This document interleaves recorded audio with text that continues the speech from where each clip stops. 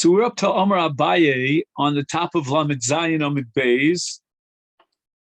Mina Minole. Abaye has a very radical position that a suffix mamzer is considered like a mamzer, meaning a suffix mamzer is allowed to marry mamzeres. To call sveka any suffix mamzerus le Rabbi Eliezer ben Yaakov, according to the sheet of Rabbi Eliezer ben Yaakov, kivadai mashvele. He considers it like a vadai mamzer, which is a great kula, believe it or not. It's a leniency because it means that a suffix mamzer is allowed to marry a vadai mamzeres. This sanya derived from a brisa. Rabbi Eliezer ben Yaakov Omer Haresheba al noshim harbe. A man had an immoral relationship with many women. V'enu yodea al eze mehen ba. He cannot identify the women that he had relations with. And the same thing could apply in a suffix from the woman's perspective.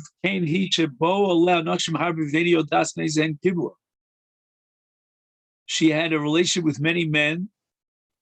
Obviously, she's not the most moral woman around. She became pregnant, and she cannot identify who is the father of this future child. Nimtza, as a result of this mixture of, all this licentious behavior of noseis bito, a man might marry his own daughter. He has nobody knows who this girl is. She was born, and we don't know her lineage. Ach noseis achotso, a brother will marry his sister. V'nismali kol olam kula mamzeret, and the whole world is full of mamzeret. And it's interesting to call it mamzerim when we're talking about safek. We don't know where and who, how is mamzerim. Al zenem amola sima pasuk in Parashas Kedoshim. So even on a suffix, maybe a man will marry his own sister, and the child from that marriage might be a mamzer. We call it nismali kol olam kulo mamzerim. It seems that suffix mamzer is considered a mamzer. Rava also agrees, as we'll soon see, that according to Rabbi Eliezer ben Yaakov, there is a special status of a suffix mamzer, but not as far as Abaye is willing to go in interpreting Rabbi Eliezer ben Yaakov. In other words, according to Rava, there's a suffix mamzer here in this whole mixture, but it's not. We're not going to allow a suffix mamzer to marry a vadei mamzeres. And therefore, Rava will completely reject this proof of Abaye from the Brisa by saying, this is what Rabbi Eliezer ben Yaakov meant to say. That the word zima, in the Pasuk Molar zima, mahi, zu mahi, it's a suffix. We don't know. What he meant to say is that the world is going to be full of suffix mamzer, not of real mamzer, full-fledged vadei mamzer. Yeser al Kain, the Brisa continues, Omar Rabbi Eliezer ben Yaakov lo yisa adam isha b'dina zu v'yelech v'yisa isha b'dina acheres. A man gets married here, and then he picks himself up. He goes to the other end of the 7 seas, and he'll marry another woman. The child of that marriage is a sibling to the child of the marriage that he has back here in his point of departure. Shema yizdavgu zela zevenimtza achnos achoso. It could be that in this mixture, in this balagan about who is the father of this child, a brother will marry his sister. So the Gemara asks, Eini, are we really going to be choshesh and prohibit a man from marrying a second wife in a far-off country? That can't be true. Varav ki ikla lidardashir. Rav had a problem because he used to travel a lot to a place called Dardashir, and his wife was left behind. Nobody paid for his wife. So as a result, he's in a state of, let's call it loneliness. His wife is so far away. So Machers V'Yomar, he let out a cruise. A cruise is like a declaration, on Foghorn. They publicize. Today we have other social media. Man Havya Liyoma. Havya Miloshen Avoy is marriage. Who would married me, would be willing to marry me for one day? I'm here in Dardashir for one day. I need a wife. Couple, could you imagine such a thing? A great rabbi lets out a cruise in a whole city. Which woman would be willing to marry me for one day? The Rav Nachman ki Iklal Shachnitziv, he used to hang around a place called Shachnitziv. Machris V'Yomar, he also let out a cruise. Man Havya Liyoma, who would marry me for one day? Again, you have to realize that this would mean that after a day he would divorce his new wife. She would never be able to marry a Kohen.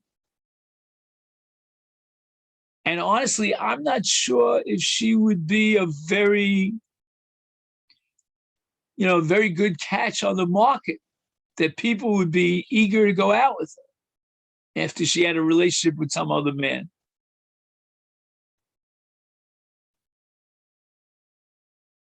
But in any event, the main question is, how could Rav and Rav Nachman go to another city far away, get married for a day, and maybe a brother will marry a sister? So the Gemara gives a number of answers to this question. Answer number one is Shiny Rabbanon Dipakiye Shmaya, meaning if he would have a child, a daughter, or a son, everybody would know this is the daughter or the son of so-and-so, the great rabbi. And therefore, we would, as a result of this person, of this, publicity, we won't have to worry about a brother marrying a sister. So Gemara says, "V'amar Rava tav'ua li nasei v'nispaisa tzricha leishev shivanikim."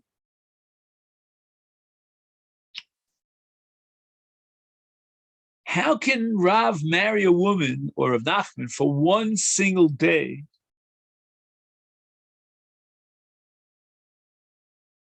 When Rava says that as soon as a woman knows that she's going to have a relationship with a man,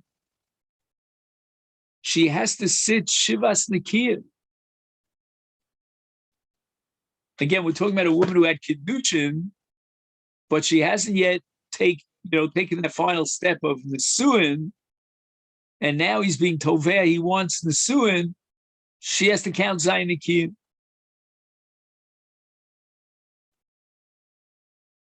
And this is called Dam Machmas Chimud. It became, by the way, a very contemporary issue during Corona, when the engaged couple waited to get the okay to have the wedding, where they allowed up to 20 people or whatever they did. Then it went up to 50, et cetera, and they would find out at the last minute. So the Kala is going to suffer from what's called Dam Machmas Chimud. So a woman who's marrying Rav for one single day is going to have Dam Machmas Chimud.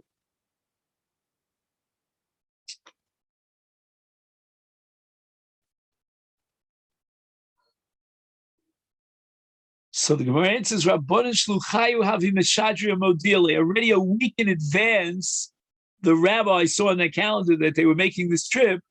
They sent word to that city and asked for a wife for a day.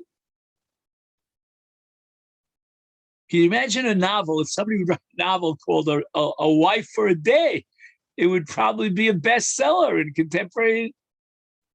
Yeah, it's really nice. You go from one city to the other, and every city you get a wife for a day. And this is Rav and Rav Nachman. Gemara could blow your mind, as they say.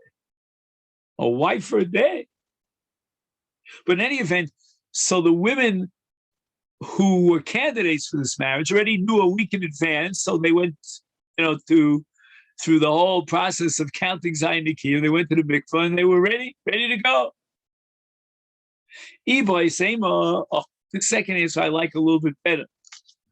Makes me feel a little more comfortable.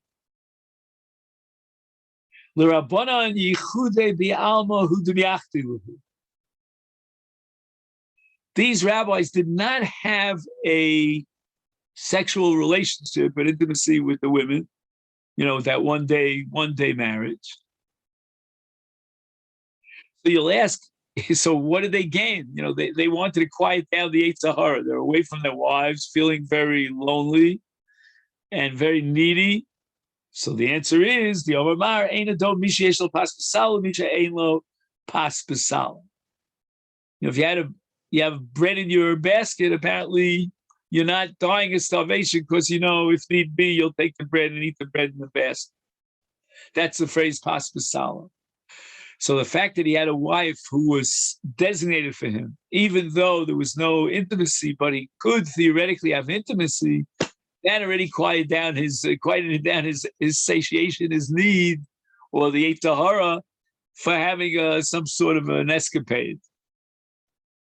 So that I like a little bit better because, the fact that Rav would have a relationship with a total stranger for a one-day marriage, that's kind of shocking to me. The holiness of Rav, by the way, is indescribable. I mean, Gemara's left, right, and center about Rav. I mean, we can't even fathom the sanctity of Rav. But you get a shudder up your shoulder when you think about all the Gemaras and the stories about Rav. And now you're telling me he had a relationship with a woman for one day, a one-day marriage. Very strange. But the final answer, the Gemara, which I think is, makes us a little more calm down, is he needed a woman to be designated for him in order to fight off the Yetzer Hara. Tana, we learned in a Brisa. Rabbi Eliezer ben Yaakov Omer lo yisa adam isha v'daito legarsha. A man should not marry a woman and have intention to divorce her.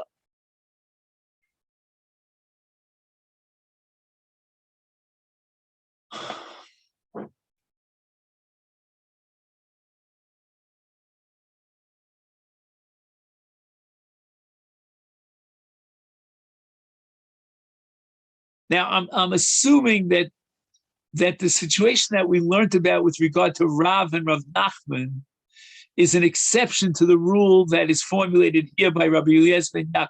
Rabbi Eliezer ben Yaakov was talking about the general rule, to marry a woman and expect to divorce her. That's a violation. Mishum shenemar al tachrosh al reacha ra v'hu yoshev levetach ita. In other words, since he's depending upon you, that's called ishal reyehu. A man depends upon his good, loyal friend. Never think evil of him. And who did here also, don't think evil of a person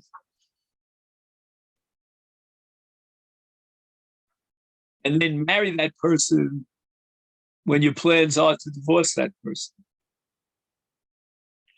In other words, Reyehu is indicative of a marriage relationship. She relies on him and he's loyal to her. And now he marries her for the purpose of divorcing her. I mean, that just undermines this whole concept of reacha. V'yoshev levetach ita.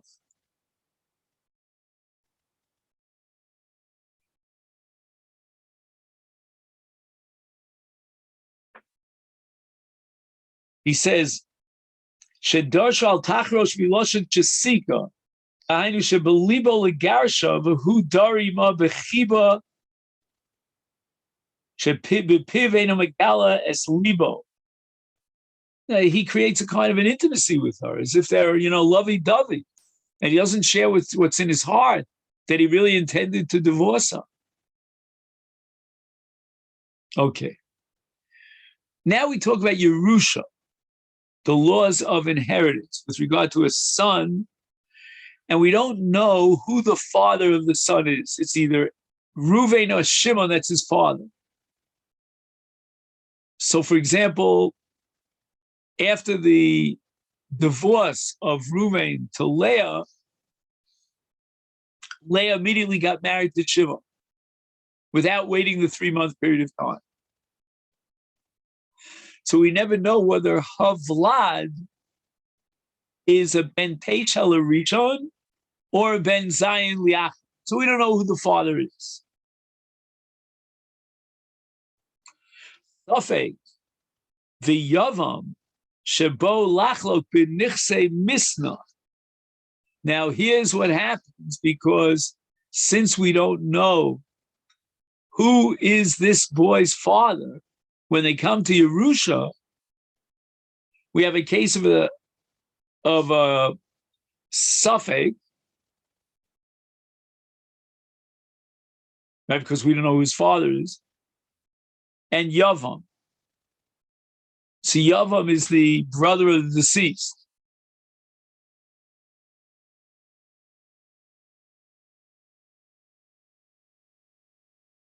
Now, when the brother dies and they're about to divvy up his estate, Safek Omar, Ano bar Misnahu.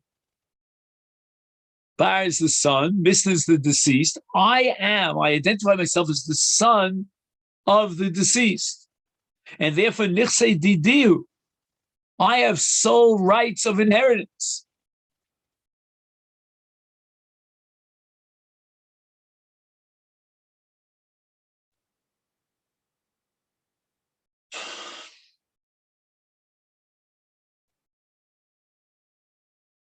No, it's very good.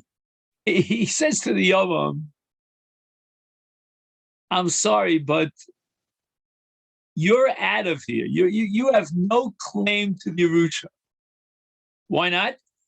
Because you're a Yavam, but I'm the son of the deceased. The Yavam is the brother of the deceased. He doesn't have any rights to the estate of the deceased of his brother because the brother left a child. We don't know if he left a child, but the child certainly, he's a big shot. Of course he's going to claim I'm the son. There's a multi-million-dollar estate over here, plus stocks and bonds. He's not going to want to give up on that. Today, maybe they would, I don't know, I'm not an expert in this, but maybe they would do DNA testing and they would figure out who. I'm not sure if in two brothers you could do a DNA testing. Or in this case, a DNA testing of what might be a father and a son, what might be a brother, a nephew and an uncle. I don't know how far DNA testing would take you. But sure, he's going to claim he's the son and the sole heir of millions and millions of dollars of estate.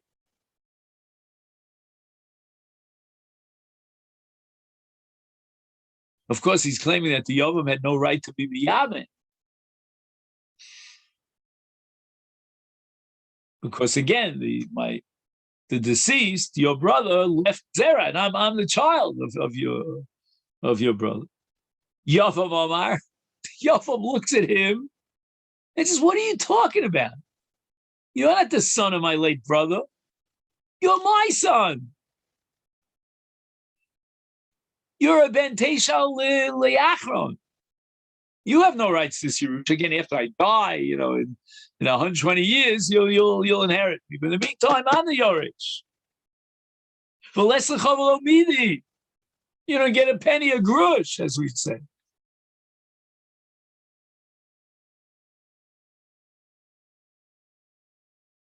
So now we have a case called Mamon Hamutal B'Safek. We really have no way of knowing, because of this mixture, who is the father.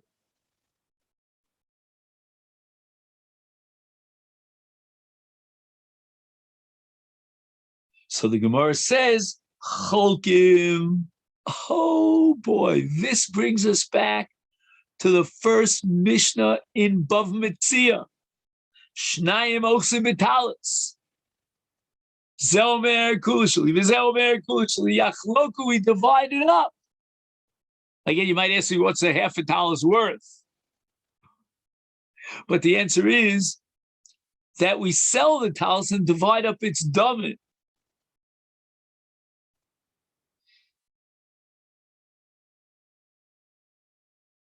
Now, normally we say Amotzi Mechavel of Haraya, but there's no muksuk in this case. There are two men vying for the position of Yoresh. One is a Yoresh, one is not. We have no way of knowing which is which. Is Yachloku. We cannot apply Amotzi Mechavel of Haraya. No one is muksuk.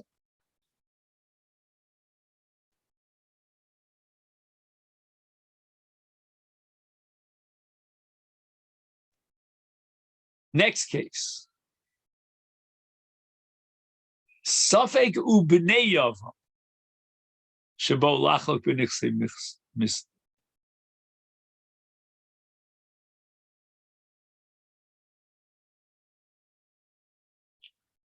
He has a picture of it down here, a diagram. He says Reuven and Shimon are brothers, and Reuven has two sons, Avram and Yitzchak.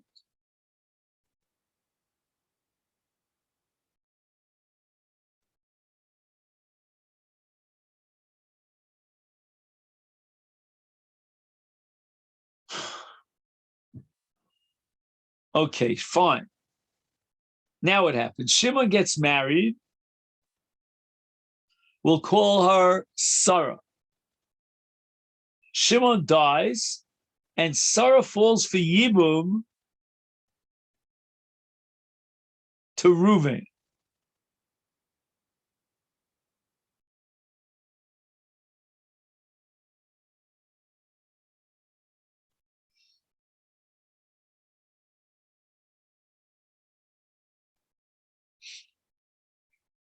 V'yibem Reuven es Sarah.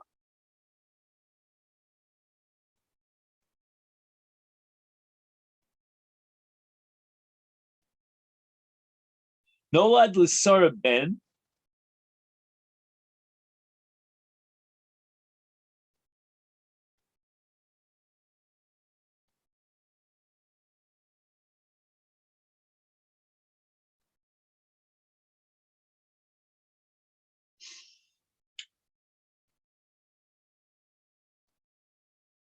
And this ben is a suffix imu ben tisha l'Shimon.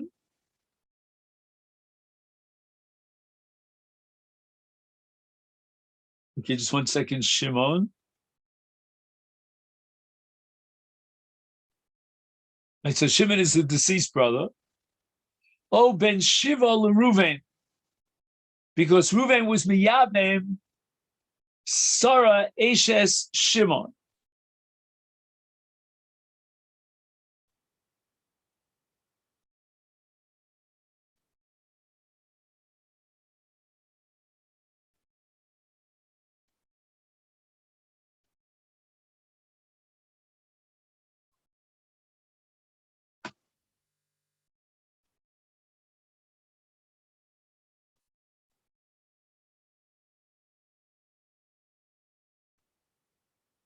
So this son of Sarah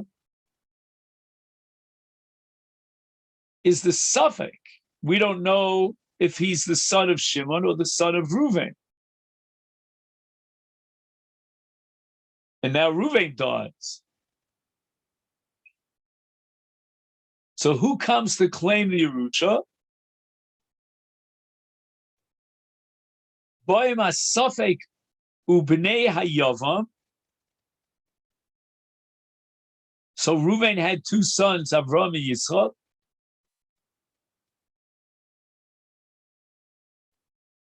Ha-safek tohen ani b'no shel Shimon.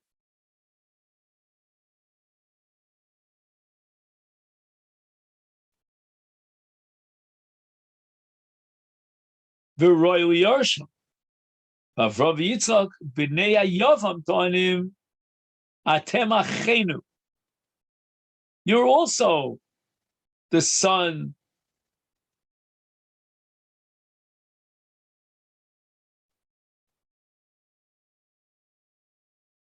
of Reuven, our father.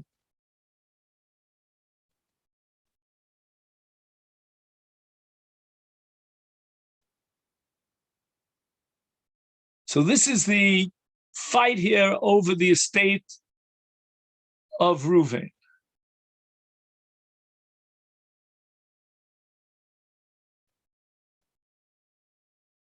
They're the children of Reuven the Yavam, and there's a Safek who might be the son of Shimon, who might be the son of Reuven. If he's the son of Reuven, then he's one of the brothers who are sons of the Yavam Reuven, and therefore he gets, let's say, 1/3 of the Yerush. But if, on the other hand, he is in actuality and truth the son of Shimon, and Shimon was the one who died, then he gets the Yerusha. Because they're claiming, the other brothers, that Shimon died childless. And you're not a son of Shimon, you're a son of Reuven the Miyabim, and therefore you have the same status as we have, because we're also sons of Reuven. So we'll split it equally. But he's claiming, no, what are you talking about? I'm the son of Shimon, I get the whole possession. Safek Omar Hu Gavra Bar Misnahu, right? I'm the son of that person who died. And therefore your father Reuven, who's the Yavam, has no shaykhs to the estate, because there was no Yibum. I was born from Shimon.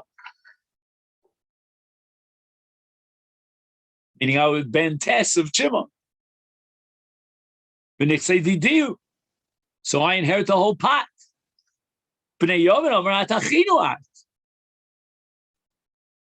Which means that Shimon died childless. You were born from the Miyabim, our father Reuven. You're our brothers. So you want 1/3, I'll give you 1/3.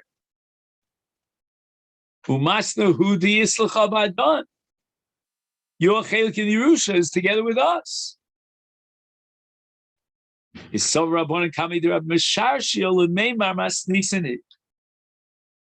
Rabbanan initially thought that we could prove this question by learning a Mishnah.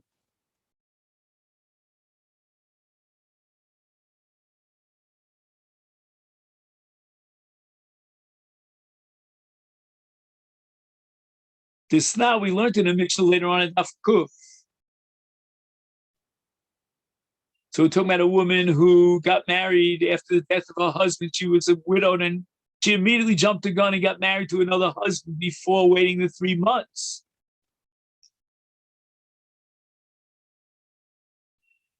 And they had a child. She had a child from the second husband. Or perhaps that child was from the previous husband. We don't know. She had other sons too. Is who Eino Yoresh son? That son who's a Safek,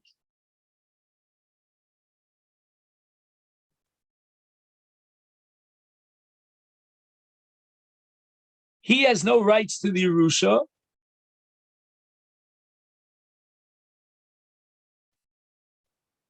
Because each one of the brothers is going to push him to the other way, right?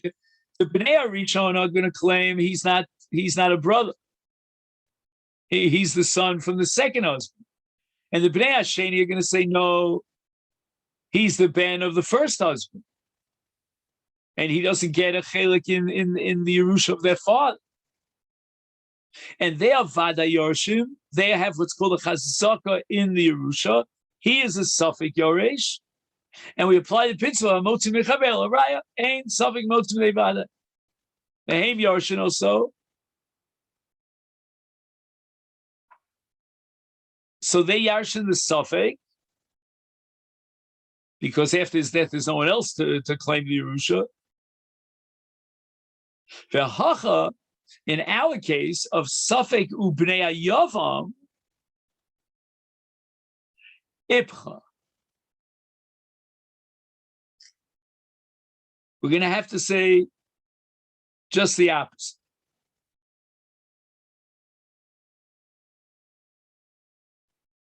Hasam, in the case of the Mishnah B'nai Rishon, B'nai Sheni of Vada Yarshim, Amri Lei, they could say to the Suffolk, I see Raya Ushkol, bring a proof that you also have a status of an Ach and a Yorish, which he can't do.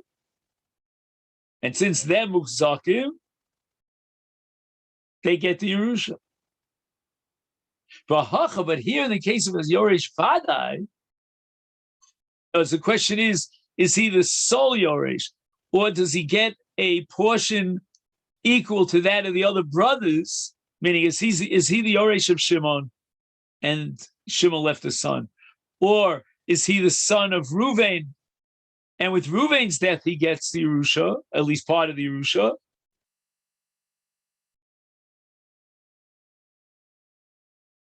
Is Isu Raya Ushkula?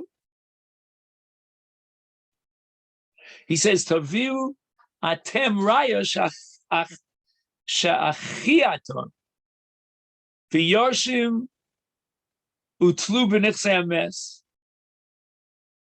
He's not a Muksa. What kind of an analogy do you have to the Mishnah? Hasam in the Mishnah, Inu, the Bnei Arishon Vasheni Vada Yorch. They know who their father is, and they come mikoch the father to inherit the father's property. But Masha Einkein Iu, the Safek, he's not a Vada Yorish, he's a Safek Yorish. Because we don't know because which person he's coming to be Yorish. So the din of the Mishnah that he can't get a single penny of the Yerusha unless he brings a Raya is because his status is that of a Safek. But Hacha, Idi V'Idi Safek.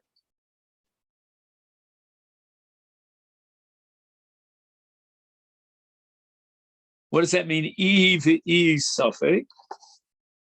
He says, Bein HaSafek ubein b'nei Yavam heim Safek Yarshim.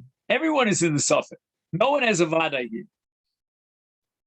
He says, Afsha Safek eina yadua mikoch miuba. Whom does he inherit?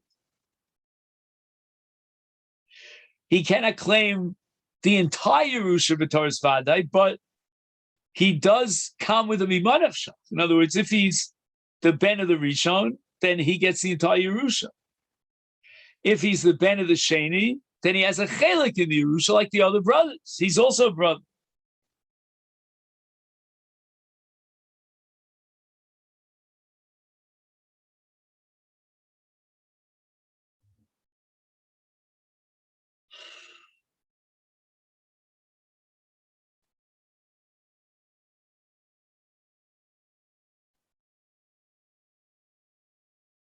But if you want to find an equation, an analogy, and we want to find a case where he definitely has a Shon Yoresh, is lahadami, lamastisin of Safek u'bnei Yavam shebo lachok b'nichsei Yavam gufa.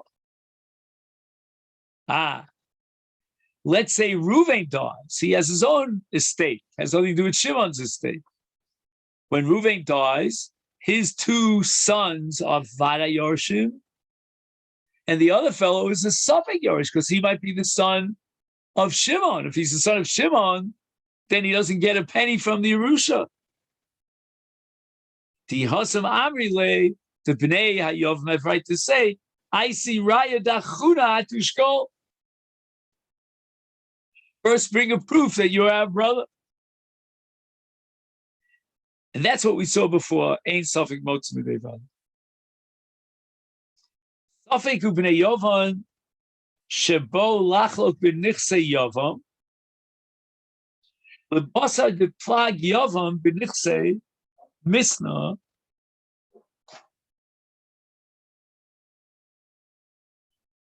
So the Yavam died, and now they're divvying up his estate. Ubo lachlok b'nechasav li'achar she chilek im asafek b'nichse ha'av shemes.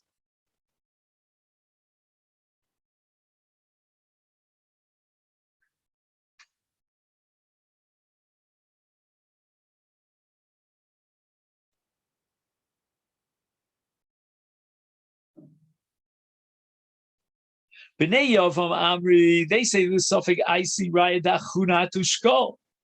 Prove that you're one of our brothers, and then you can take your portion of the Yerusha. Amalu suffix, the suffix responds, "Miman of Shayim." No matter what you argue, you lose the case. Why? If you're telling me that I'm your brother, is Havu Minasa Badayu. So give me my chelik in the Yerusha. And if you're going to tell me that I already took my chelik of this Yerusha when we divided up the chelik of the Achames, so then if I'm your brother, I should get a chelik also equal portion in that Yerusha. So you know what I'm going to do? I'm going to give back the chelik, that portion of the Yerusha that I received, and I'll attach it to the entire estate of the Yavam. And now we'll divide it up even Steven, because you admit that I'm your brother. V'bar misnano, if you're going to tell me, no, I'm not your brother because I'm the son of the deceased, is then havali palga de avuchan badai. Give me the half that your father inherited, because I'm the only Orish. He's a brother, but I'm a son.